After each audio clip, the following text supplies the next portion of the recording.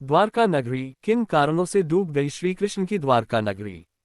जाने ये रोचक रहस्य। द्वारका नगरी स्टोरी। हिंदू धर्म के 4 धामों में से एक द्वारका धाम को भगवान श्री कृष्ण की नगरी कहते हैं। द्वारका धाम गुजरात के काठियावाड़ क्षेत्र में अरब सागर के समीप स्थित है। श्री कृष्ण की द्वारका नगरी के जल विलीन होने की कई पौराणिक कथाएं प्रचलित हैं। चलिए जानते हैं भगवान श्री कृष्ण की द्वारका नगरी के डूबने के पीछे क्या वजह थी। पंडित इंद्रमणि घनश्याल बताते हैं कि श्री कृष्ण की द्वारका नगरी के डूबने की मुख्य 2 वजह मानी जाती है।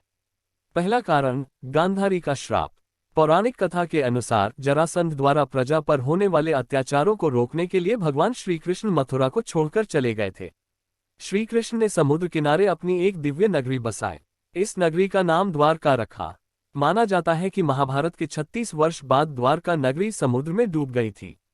महाभारत में पांडवों की विजय हुई और सभी कौरवों का नाश हो गया था। इसके बाद जब युधिष्ठिर का हस्तिनापुर में राजतिलक हो रहा था, उस समय श्री कृष्ण भी वहां मौजूद थे। तब गांधारी ने श्री कृष्ण को महाभारत युद्ध का दोषी ठहराते हुए भगवान श्री कृष्ण को श्राप दिया कि अगर मैंने अपने आराध्य की सच्चे मन से आराधना की है और मैंने अपना पत्नीव्रता धर्म निभाया है तो जिस तरह मेरे कुल का नाश हुआ है, उसी तरह तुम्हारे कुल का नाश भी तुम्हारी आंखों के समक्ष होगा। कहते हैं इस श्राप की वजह से श्री कृष्ण की द्वारका नगरी पानी में समा गई। दूसरा कारण, ऋषियों का श्राप। एक अन्य पौराणिक कथा के अनुसार एक बार महर्षि विश्वामित्र, देव ऋषि नारद कब द्वारका गए, तब यादव वंश के कुछ लड़के ऋषियों के साथ उपहास करने के प्रयोजन से श्री कृष्ण के पुत्र सांब को स्त्री वेश में ले गए और ऋषियों से कहा कि यह स्त्री गर्भवती है।